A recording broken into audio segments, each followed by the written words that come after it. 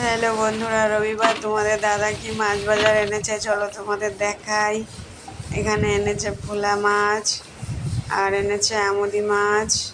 আমুদি মাছগুলো বেশ বড়, তেল আছে পেটে, খেতে খুব ভালো লাগবে।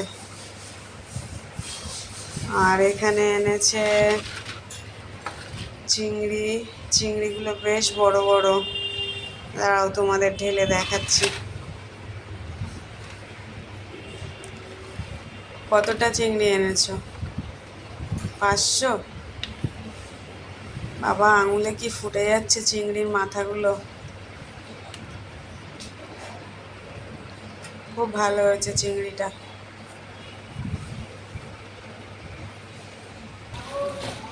আর এখানে দেখতে পাচ্ছ ওই যে সাদা সাদা, ওটা চেলা মাছ, একটা ছোট। আমি খেতে ভালোবাসি, তোমাদের দাদা আমার জন্য নিয়ে এসেছে। আর এনেছে মুরগির মাংস।